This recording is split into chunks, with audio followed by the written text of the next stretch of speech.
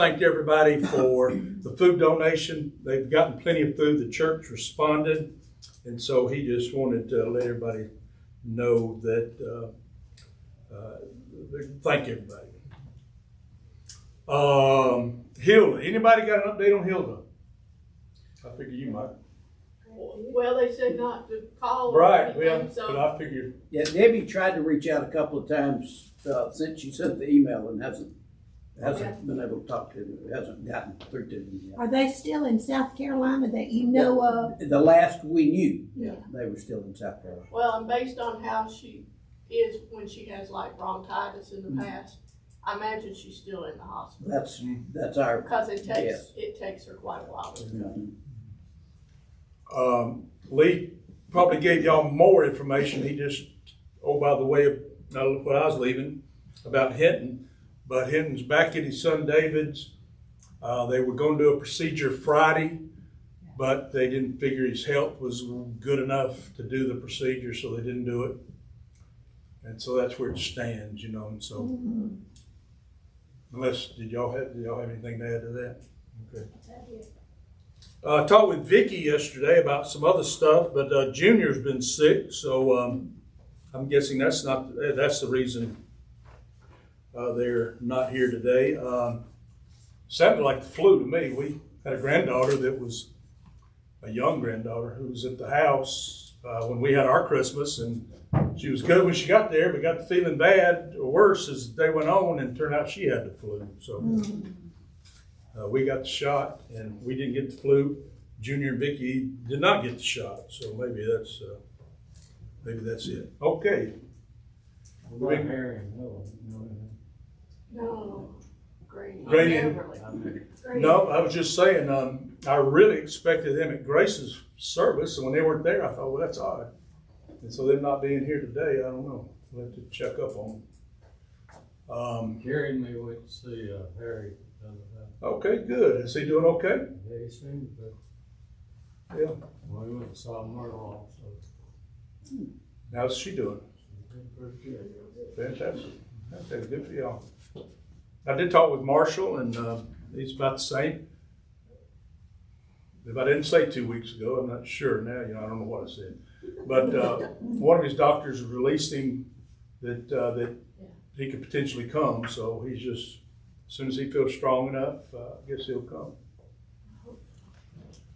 Okay, Debbie's not here? Debbie will be here. Okay. Somebody forgot the prayer list this morning. Uh-oh. And so somebody else had to run back home and get it. We'll blame Corey for leaving them and her having to go back and get them. That's deflect. Yeah. Somebody was looking for his red sweater to put on and forgot. I am so glad to see that Kay wore her red and black today. That's right. So good. I'm glad. And I heard you talking something about your mother. Yes, my mom went back in the hospital. She, on the Wednesday before Christmas, we thought she had a stroke. She just, she was walking with her walker and just suddenly just zoned out. You didn't pass out in the sense that, her eyes didn't roll back in her head or close her eyes or anything, but she just stopped and started to go down. And fortunately, the lady who's the caregiver with her saw her and was able to catch her. She didn't fall. And so they took her to Grady. As it turns out, it probably was not a stroke. She is apparently having seizures. Nobody seems to know exactly why or what's causing them, but they've put her on some anti-seizure medication. The good news is she came home Christmas Eve day, and so she was home for Christmas. She is doing much better. She's having to regain her strength. 3 or 4 days lying in a hospital bed doesn't help, but she has. I was telling Kay that I did something Christmas Eve night I haven't done in 43 years. I spent the night at my parents' house. Woke up Christmas morning at my parents' house. Because I wanted to be sure that, that if she needed to get up or needed help in the night. But she's doing much better, so I appreciate certainly glad for that. That's dead, My dad's doing fine, other than he can't hear and he can't see and he forgets a lot of things. Well, it sounds like his class. We're in a crowd. And I guess Noble's just, It's Neat. cold It's today. I cold. understand that. Yeah. So he's staying on. And Renell's home with family members. They flipped a coin and Tom won, so he got to come. Yeah, so, Let me give you an update on West Agnew. okay. I saw Wes. I was with Wes Thursday morning. He and I went to the Fellowship of Christian Athletes breakfast for the Peach Bowl, and Wes is doing well. He's recovered to the extent that you can recover quickly from broken ribs and things like that. He's mobile, up and about, and is on the mend. Good. That's good. Seemed like I had Elaine's birthday. The only birthday I know this month is Elaine's on the 30th. Not this month, next month. And so let's keep in mind there. Anything from anybody else? Yes. Seems like I'm monopolizing, but many of you may remember Jim Henley. Yes. Jim's widow, Z, is my homebound ministry as a deacon, and I went to see her yesterday. She is battling cancer, has been for a while now, but she's going Thursday for some CAT scans to see if the chemotherapy that they have her on, the drug therapy that they have her on, is working, so just keep her in your prayer for good results for Thursday. Amazingly, she's in great spirits. You wouldn't know that she was battling cancer. She looks healthy and is in. I enjoy going to see her because she's such a delight to just sit and talk to. Anything else class needs to be aware of? So starting today, I guess we're back to normal as far as Sundays go, and we'll continue throughout the year.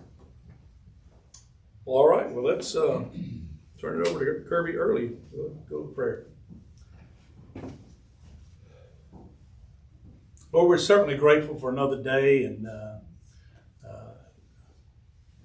class is a little not well attended today, so we understand that people are sick and people are traveling and other things going on, visiting with family and doing things. So we understand that, Lord. So we're looking forward to the new year and getting started back afresh to gather here as a big group and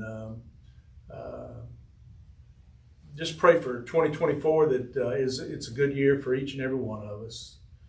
We know that there will be dark clouds in our lives, but these are things that we have to anticipate, and we will always be looking for you, Lord, for answers for things that are going on with us.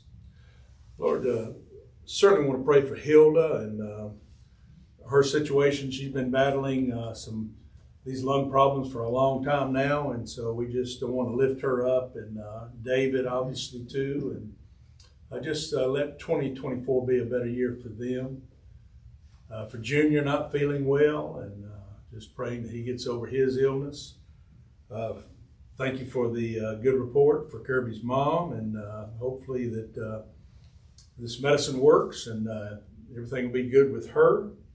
For Z. Henley, Lord, she and Jim, they were just certainly prominent people in our church as far as their participation and working in all kind of ministries in our church. So we want to lift up Z and just pray that they get her medicine correct and that she has a good year also. Lord, for our church as a whole, we're looking forward to a new year and what it holds forth. We certainly know of a lot of mission trips and potential mission trips coming up. So we want to pray for them as people pray about their participation, whether it's going or giving or praying or whatever involvement. Every aspect of that's important. For all of our staff members from male on down, we just want to lift them up and pray for that a good year for them. For that minister of youth, Lord, that our church so desperately needs. We just pray that this will be the year that here in the next short while that you bring a person to us that will lead our youth into their adulthood, so that they'll be grounded in the faith and be ready to serve you in any way they can. Lord, we do love you. We thank you for all that you do in our lives, for our overall general good health. This has been an amazing, wonderful class, Lord, and I'm so pleased to be a part of it, and we thank you for that. Looking forward to good things ahead. I want to pray for Kirby and Debbie and just watch over and keep them, and thank you for all that Kirby contributes to this class. Praying for the services that are coming up, that the words that are spoken is going to touch people's lives. It will change their lives forever in that good, positive way. Lord, we just, again, love you. Looking forward to that good new year. And all these things we ask in our precious name. Amen. Did get the list for serving Calvary. Uh-oh. Come on in. I thought that might have been. Good morning. Well, good morning to y'all. Come right on in. Come on in and join us. How are you this morning? Fine. My name's Jimmy Sledge. Andrew Boston. Andrew Boston. Boston. Boston. All right.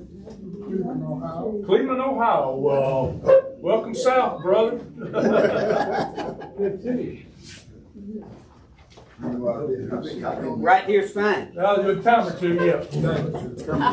Come right on in. Good But morning. we'll be doing Calvary. Good morning, brother. If you're people that do dates. Good morning. Good morning. The Good morning, sir. 13th. February the 13th. Yep, if I recall. Let me just make sure. Yep, Calvary, February the 13th. If you're people that mark calendars, because when we get a few weeks out, we will judge the participation our class wants to be involved with it, and we'll go from there. We'll definitely provide them a meal. It's just our participation. That's what we do. Is that a Tuesday? Tuesday night, every night. We got 3 times this year, like last year, and all of them are a Tuesday night. We do have snacks over here provided by David, so grab something on your way out. You can eat it on your way home from church. Good morning. Jimmy and Kay, I was filling out this form. It says it has a portion for those who are teaching from the Bible. Would trust that that's what most of us are using, but I think they mean as opposed to necessarily using the prescribed study materials. And it says, I am planning to teach, and there's a blank, so I said 2 Samuel and 1 Kings. I would like a Wearsby commentary, teachers only. Yes, I'll take any commentaries I can get. And then it says, I will be teaching blank. I'm not sure whether that means older adults, poorly, slowly, occasionally, or what goes in on the blank there. But Wonderful people. wonderful people. That's exactly what I'm Let going me to turn that in. I'll turn it in. Okay, thank you. I'll be teaching wonderful people. That's right. That's right. I hope each and every one of you have had a good year this year. I have a business partner and good friend who I think I may have shared with you every Sunday morning, sends me a text message, just a little inspirational message. And as I was reading this morning, I couldn't help but think that all of the problems of yesterday, if we are Christians, are surmounted by the promises of tomorrow. Amen. And we've got a new year coming up. I don't know what your New Year's resolution may be. My New Year's resolution is to try to reflect Christ in a greater way than I have in the past. Turn in your Bibles this morning to the book of 2 Samuel.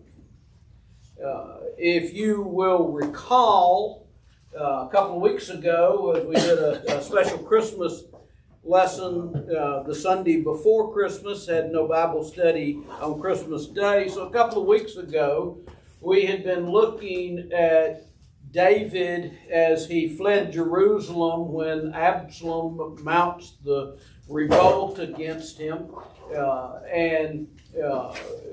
He has fled, and we see that he has crossed the Jordan River, and Absalom is in pursuit.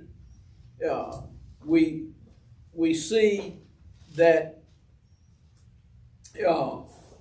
it says, we know that we had seen that Absalom had been given advice by Ahithophel, and his advice was not followed. Instead, Absalom chose to follow the advice of Hushai, who was there more or less as David's plant, his spy in the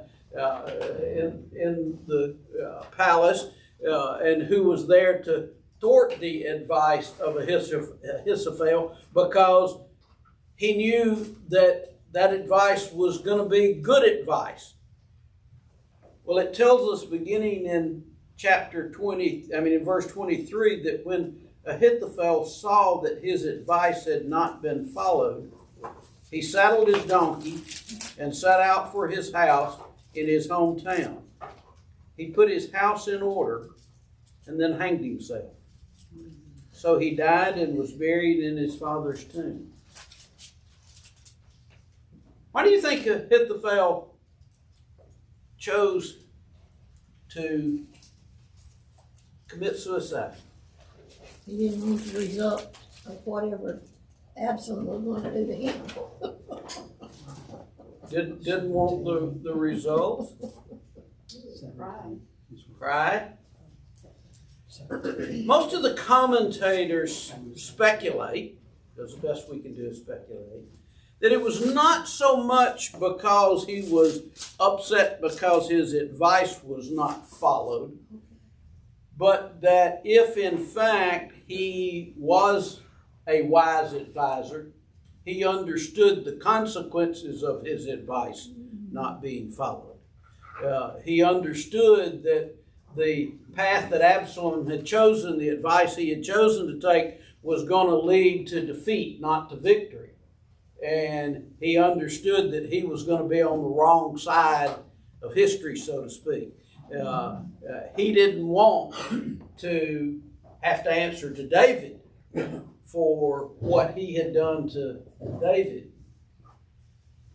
The other thing that the commentators made mention of is this fact that it says that he set his house in order and then committed suicide. There's a real juxtaposition there. Here's a person who is sufficiently of sound mind to go and put his house in order, but not sufficiently of sound mind to save his own life.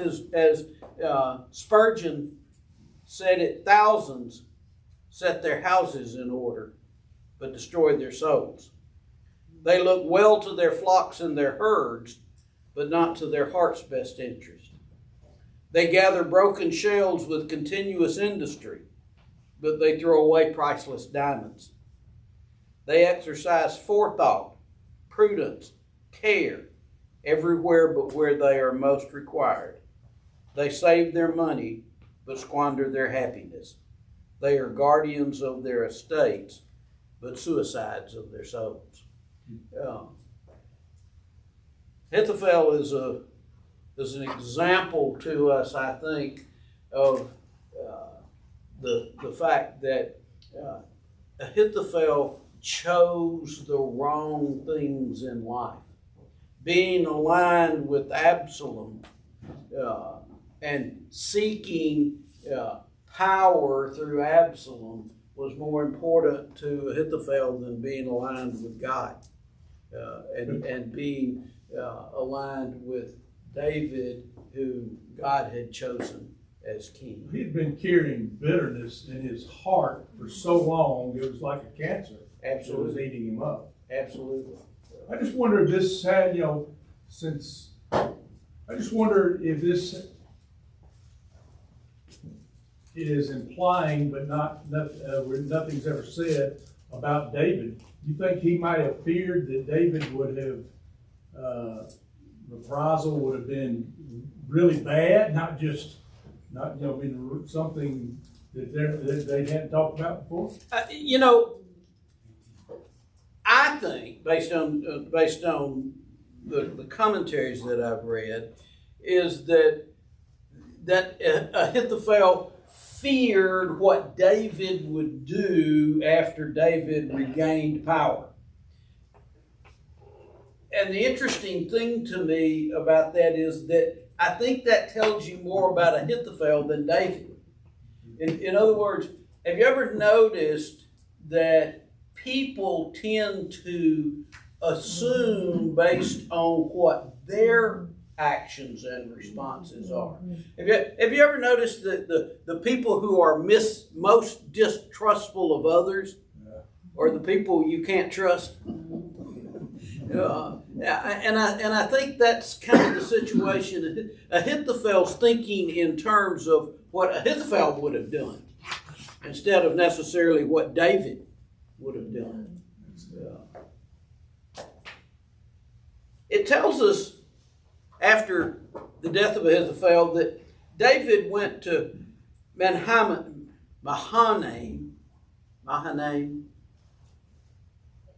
and Absalom crossed the Jordan with all the men of Israel. Maybe it's Mahanaim. Whatever it is that, do you remember that name? I didn't.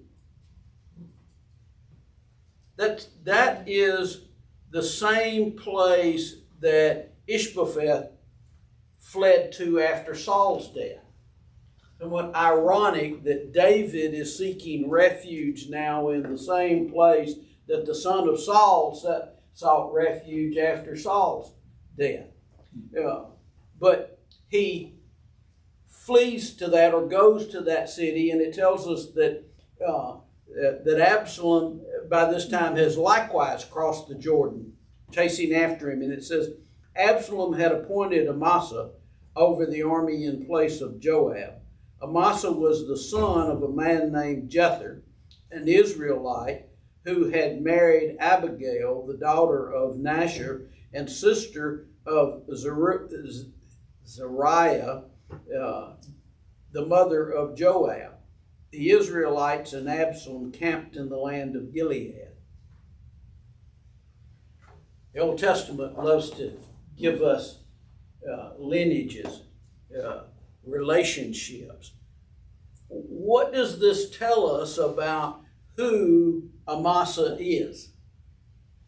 You got to put all the pieces to the puzzle together.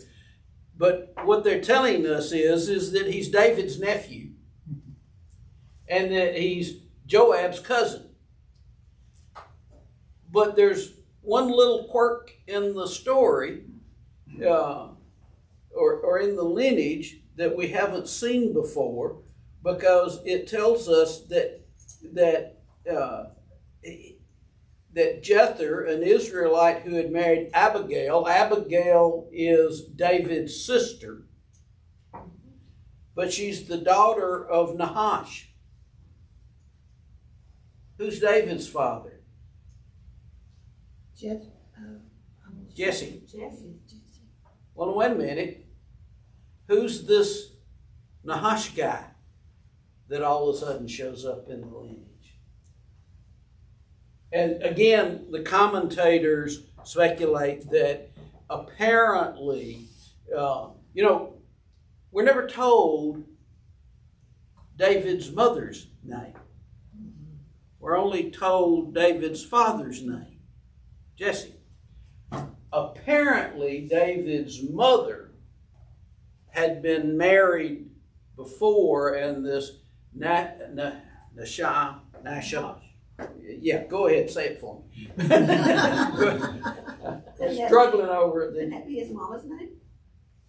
No, that's the father's name. They, at least the commentators, believe that's the father's name. Now, maybe it's the mother's name, but generally they trace the lineage through the father. Right, but sometimes they'll say his daughter, like going through the lineage of Jesus. They'll throw in the mothers in Luke. Yeah. Most of the commentators think that what this is telling us is that David's mother had been married, he had died, and then she had married Jesse. So she would have, Abigail would have been his half sister. But anyway, what we know is that now you've got Joab leading forces for David. You've got David's nephew and Joab's cousin leading the forces for Absalom. And it says that when verse 27 tells us that when David came to Mahanaim, Shobi, son of Nahash, I wonder if that's the same Nahash, from Rabbah of the Ammonites, and Machir, son of Amiel, from Lodabar, and Barzillai, the Gideonite from Rogelim, brought bedding and bowls and articles of pottery. They also brought wheat and barley, flour and roasted grain, beans and lentils, honey and curds, sheep and cheese from cow's milk for David and his people to eat. For they said, the people have become hungry and tired and thirsty in the desert. Who are these people? Caterers. The caterers. Who are these people? Their names we see this one time. It could be people that helped David a long time ago, Some of them are people that have perhaps aided David when he was in the wilderness fleeing Saul. Some of them, some commentators speculate, are actually people who are descendants of others that David has defeated in the past. The importance of naming them here is not so much who they are, but what they did. What they did is provide for David and his followers during their time of need. They provided David the necessities so that David and David's army could continue and were going to be fit for battle when the time came. And Did any of them speculate how big of army David had at this time? I have seen some numbers that obviously we see beginning in chapter 18 that he divided his forces into thousands and into hundreds. And we see that as we're going to see in a few minutes, that in the ensuing battle, 20,000 men were killed. It doesn't tell us how many of Absalom's and how many of David's, but my guess is that at this point, in time, David's followers amount to thousands, whether that's 10,000 or 40,000. I don't know, but it's thousands for him to be able to divide his troops into thousands and into hundreds. In fact, it tells us, beginning in chapter 18, in verse 1, David mustered the men who were with him and appointed over them commanders of thousands and commanders of hundreds. David sent the troops out, a third under the command of Joab, a third under Joab's brother Abishai, son of Zeruiah, and a third under Ittai the Gittite. The king told the troops, I myself will surely march out with you. The battle is about to occur. The Absalom and his forces have crossed the Jordan. The two sides are amassing for the battle. David, being the skilled tactician and the good military leader that he is, divides his forces up and assigns commanders to each. And then David tells the commanders that I will surely march with you. I'm going to go into battle with you. Why do you think that's important to David? Didn't do it before, he found out the consequences. Yeah. David recognizes that not going into battle has not worked well for him in the past. David, I think, also understands the place for the king is in battle with his men. But what's the response of these three leaders that David has chosen when David says he's going to go into battle with them? Don't know. No. Yeah. It says, but the men said, you must not go out. If we are forced to flee, they won't care about us. Even if half of us die, they won't care. But you are worth 10,000 of us. It would be better now for you to give us support from the city. They basically give David two stated reasons that they say, no, we don't want you to go out. Number one is that they can defeat us. They can force us to flee and retreat. They can kill us. As long as you're alive, the battle goes on. But if you go out and you are killed, that's the end. So we're not willing to risk that. We want you to stay behind so that regardless of the outcome of this battle, there's still a war to fight. Also, they're saying, look, militarily, it's better for you to be in the city where if we need your help, if we need reinforcements, if we need assistance, you're there in command. You can see to it that happens. So it made good military strategy for them to tell David, no, you stay behind. Let us go fight. Some of the commentators pointed out that there's also probably a couple of unspoken reasons. Why else may they have not wanted David to go with them into battle? I think it would be too easy on Absalom. Yeah, one of the next ones is revealed in David's response after this. Here's Absalom and his forces, and here's David, who has never been very hard on Absalom to begin with. Do we really want somebody leading us into battle who doesn't want to hurt the other side? I don't think so. I think maybe we would. I bet you just stay back, let us go handle this. The other reason that many of the commentators pointed out is David's not a young man anymore. David's probably not the warrior that David had been in his youth.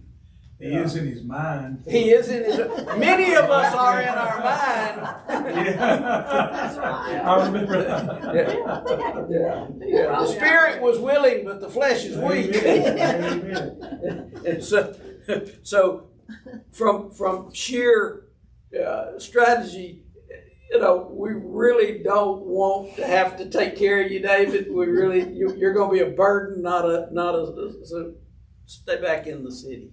And it says, the king answered, I will do whatever seems best to you. What does that tell us about David? He realizes his limitations now. Yeah, and David's willing to listen to other people. David's willing to take the advice of others. He's appointed 3 people who he entrusts to lead his forces, and all 3 of them say, no, David, that's not a good plan. You stay here. This is a better plan. And David's willing to accept that. It's a mark of a good leader. It's a mark of a good leader. One of the things in our world today that just sometimes befuddles me is people who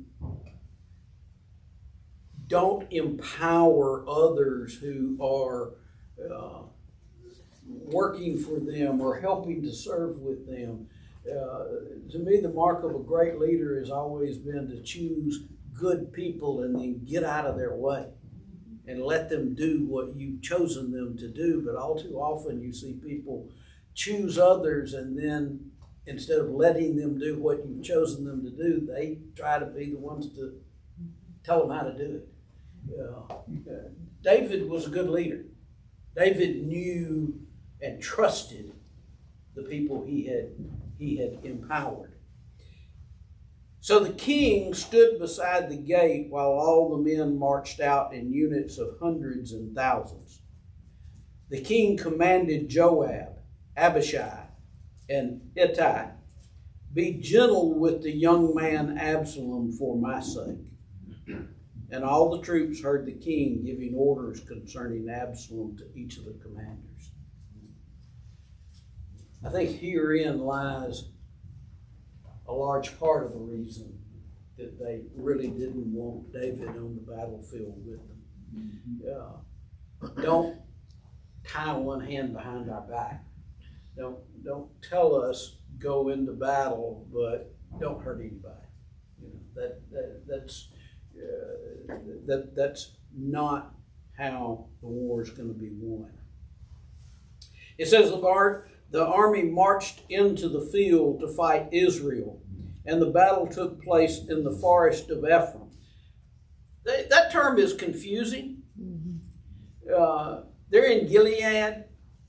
Why is this the forest of Ephraim in Gilead? And the best that I can determine, nobody has a good answer for that. The speculation is that maybe this was a territory that was in dispute between Gilead and Ephraim as to whose territory it was. The important part there, though, is not so much that it's the forest of Ephraim, but that it is a forest, because that's going to play into the battle. For it tells us next. There the army of Israel was defeated by David's men, and the casualties that day were great, 20,000 men. The battle spread out over the whole countryside, and the forest claimed more lives that day than the sword. Commentators have had a field day with what that means. What do you think it means when it says that the forest claimed more that day than the sword? Well, you got wild animals, you got open pits.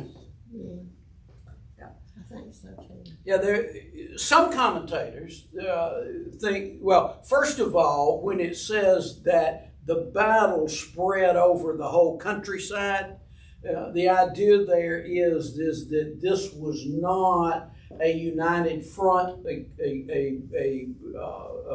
centralized battle, that over the course of the day, the forces got dispersed out. It was skirmishes all over the place, and that as a consequence, some speculate that, well, there were forces that literally just got lost in the forest. They didn't know where to go, didn't know where the battle was. Others speculate that the terrain had a lot to do with it, that there may have been pitfalls in the forest. There may have been ravines or other areas that presented dangers to the soldiers that were not familiar with the forest. One of the interesting things that I found is that in there are various translations of the Old Testament.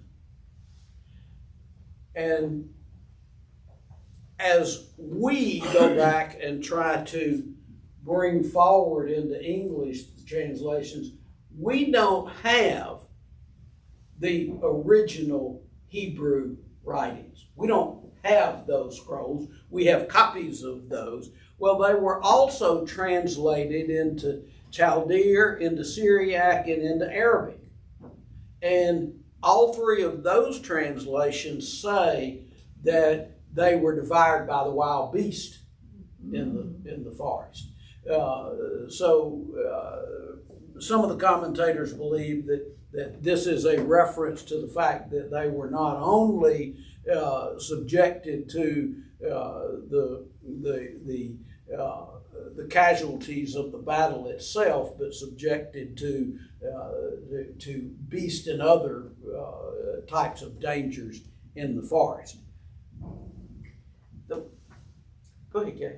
Well, the other thing, the bigger picture, when you back up out of those weeds in the forest, the bigger picture is that God is said that David's going to win this battle. And nature will fight for God. Period. Absolutely. He doesn't need people. The nature will. He can do that. Stay silent and the rocks will cry. That's right. I think exactly the point of this, regardless of how the forest claimed more than the sword, was that God was in control. That's right. He chose the forest for a reason. That's right. That's right. And where the battle was fought was for a reason.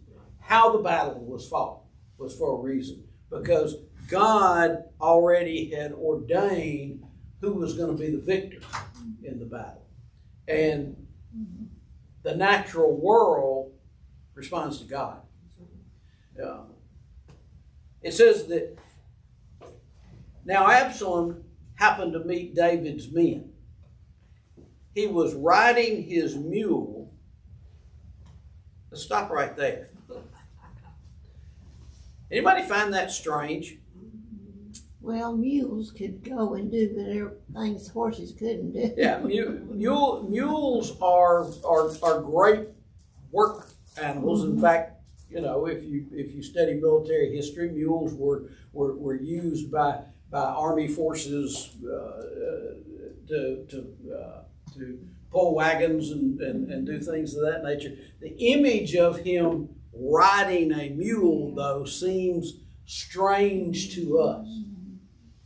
But it would not have been strange in that time. It would have been unusual as far as battle is concerned, because men generally didn't fight on the backs of animals. At least the forces of the people of Israel, they fought on foot. In fact, we saw Absalom has a chariot and horses. They didn't use chariots and horses in battles back then. They had not. In fact, we see repeatedly in the Old Testament where it tells us that the people of Israel came against others who used chariots and horses. But they didn't use chariots and horses. If he had a chariot and horses, why did he ride on a mule instead of taking his chariot and horses? Well, if he was in the woods, that chariot doesn't do very well. In the woods, it doesn't do much good. Here's what I think, based on the commentaries I read, here's what I think the real reason. in the time of David and Solomon, the mule was considered the transportation of kings. Absalom wanted everybody to know who was the king. The king is the one who rides the mule. So Absalom was more concerned about his image than he was about his military prowess or whether or not he was choosing the right way to fight the battle. And that's evident about what happens next. It says, the mule went under the thick branches of a large oak. Absalom's head got caught in the tree. He was left hanging in midair while the mule he was riding kept on going.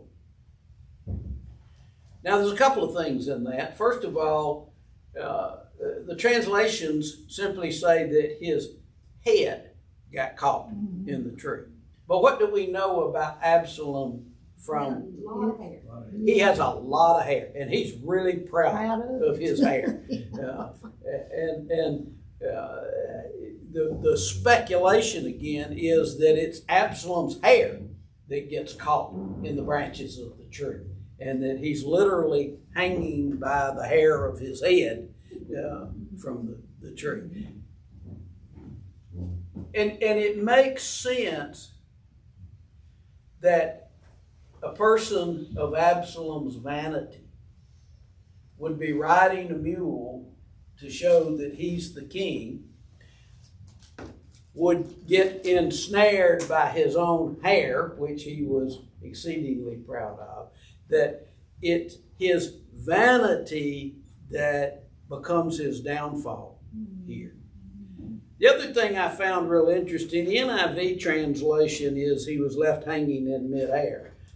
Who's got a King James version? The literal translation is he's left hanging between heaven and earth. Commentators and preachers have had a lot of fun with that. As one said, he's left hanging between heaven and earth. He can't get to heaven, and he doesn't want to be in hell. He's stuck in between the two.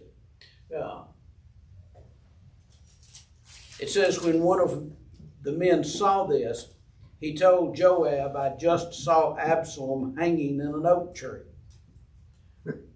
What's Joab's response to being told that, hey, yeah, and you didn't kill him? Joab said to the man who had told him this, what, you saw him? Why didn't you strike him to the ground right there? Then I would have had to give you 10 shekels of silver and a warrior's belt. In other words, had you killed him, I would have rewarded you for that. 10 shekels of silver, if I remember correctly, a shekel was considered to be a day's wage. Yeah. So 10 days' wages and a warrior's belt. A warrior's belt refers to literally a belt that the military men of the time would wear that symbolized their rank, their prestige. So he's saying, I'd have paid you more and I'd have increased your rank. I would have made you a hero among the troops. What's this guy's response to Joab? Yeah, he You ain't got enough money. Absolutely, you ain't got enough money. He said, but the man replied, even if 1,000 shekels were weighed out into my hands, I would not lift my hand against the king's son. Why? They overheard David. Yeah. Give him direction. Yeah, because he says, in our hearing, the king commanded you and Abishai and Ittai, protect the young man Absalom for my sake. And his next sentence, I think, tells us a lot about Joab. He says, and if I had put my life in jeopardy, and nothing is hidden from the king. In other words, it's not like I'm going to do this and David isn't going to know about it. You would have kept your distance from me. In other words, yeah, you're telling me this now, But as soon as David gets word, David, and I'm in trouble, I can't look for you to protect me. You're going to be the first one up there saying, I told him not to do that. Throw me under the bus. You're going to throw me under the bus in a heartbeat. Which again, I think tells us a lot about Joab. Joab is a very astute military political person. He has chosen the right side, not necessarily for the right reasons. He's aligned himself with David because he believes David is going to be the victor in this, and he believes it's in his own best interest to be aligned with David as opposed to Absalom. It says, Joab says, I'm not going to wait like this for you. So he took 3 javelins in his hand and plunged them into Absalom's heart while Absalom was still alive in the oak tree.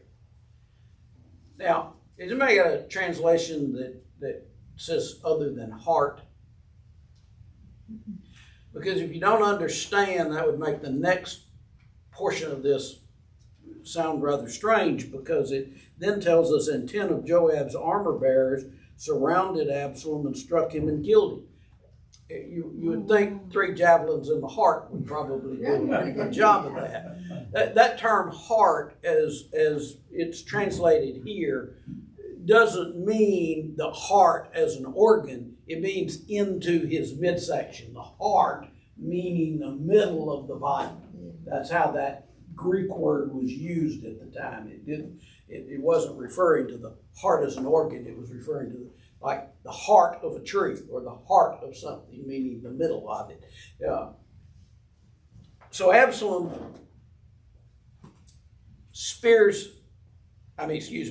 spears Absalom 3 times, but then 10 of his armor bearers surround him and strike him and kill him.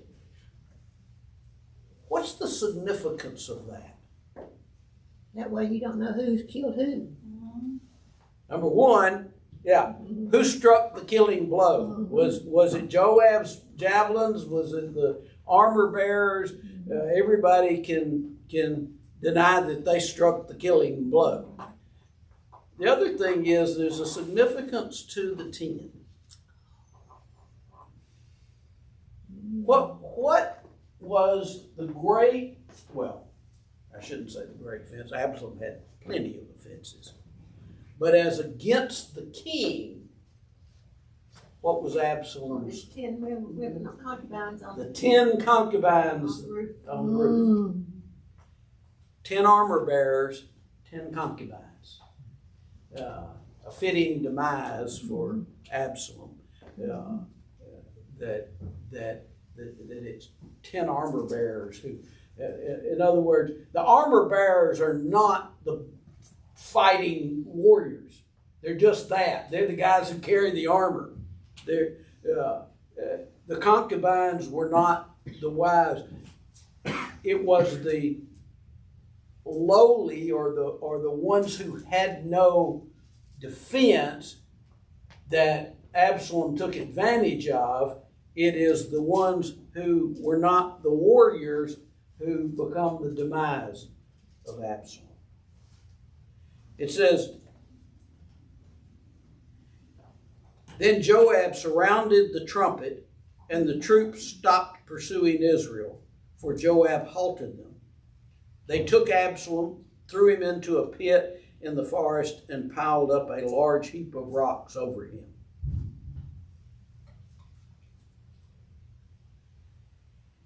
That's not what you normally see in battle. But what happened when Saul? Cut the head off and take the head. What happened when Saul? What happened when David kills Goliath? Cuts his head off and takes his head back as a prize. What happened when Saul commits suicide? Yeah, but the guy that comes upon him takes his armor and carries it back to David as a trophy. the typical thing to do in battle would to bring back some trophy of the defeat of the other side, particularly I've killed the king or the one who is purporting to be the king. Why do you think Joab doesn't do that? Trying to hide evidence. Yeah, he doesn't want to incur the wrath of David.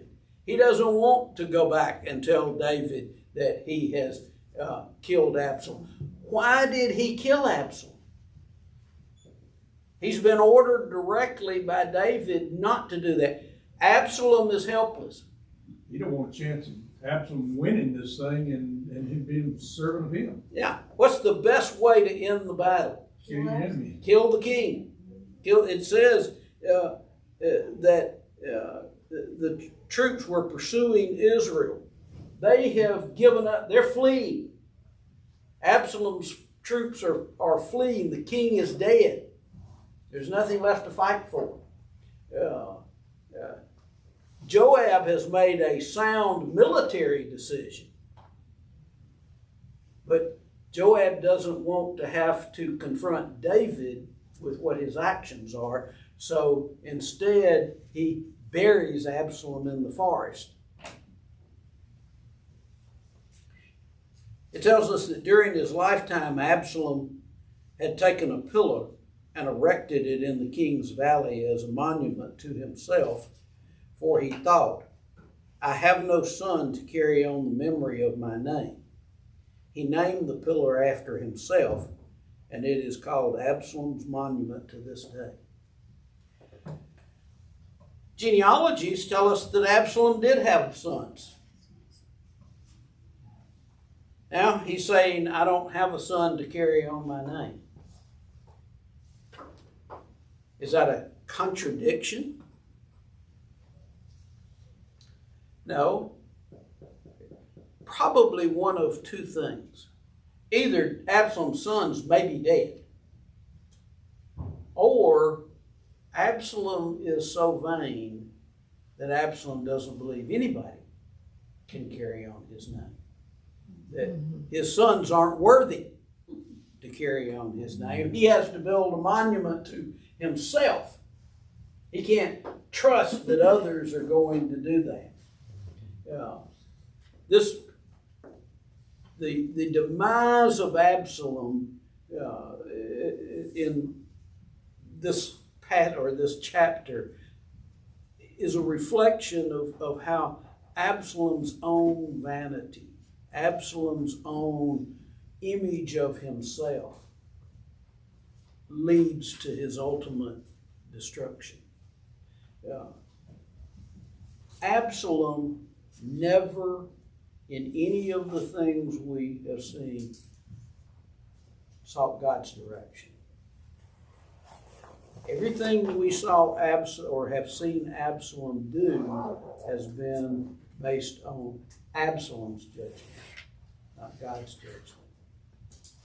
And ultimately, at the end, Absalom reaps the rewards or reaps the consequences of his own decisions. All right, we're at the end of our time. We're going to pick up next week and look at what David's reaction is to Absalom's death. Before we have our prayer, though, I just want to, one more time, thank all of y'all for the wonderful Christmas gift that you gave me by making a donation to the Wincheck Cancer Center. As I've shared in the past, there's nothing you could have done that would have been more pleasing or more honoring to me than that, and I want to thank you for it. Tom, would you close us this morning?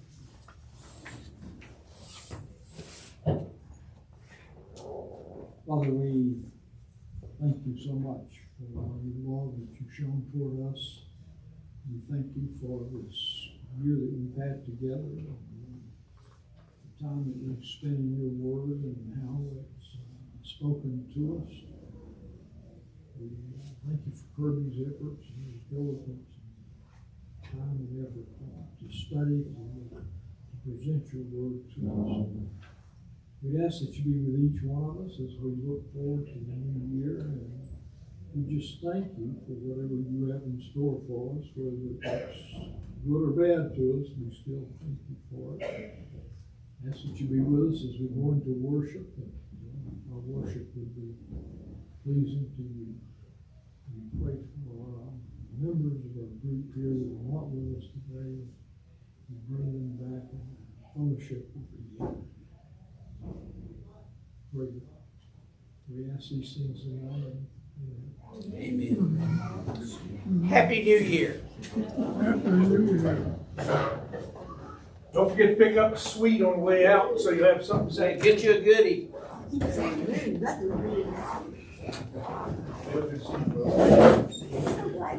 Are you friends or related to this gentleman over here? This gentleman. Thank you, brother. Well, we Oh, is that right? That's where you live in Palms? Oh, and okay, y'all not down here visiting from Ohio. You just originally from Ohio. Okay, but you're in the Palms now. Oh, fantastic! Fantastic. Oh, okay. Well, come anytime. We would love to have you. Thank you for being here today. Thank you so much. Yeah, well, we didn't know that. Didn't realize that. So, at the sanctuary, she cannot get out of it. Thank you for coming. Yeah. Yeah. Yeah, you can, well, there's no problem being in the aisle, and there's no problem being down front. You know, we have several that are. And she can sit next to me. Absolutely, yeah. That's what we'll do. We're going to the sanctuary. Okay, good. Yeah, get you some stuff. Get more than one if you want. Good to see you.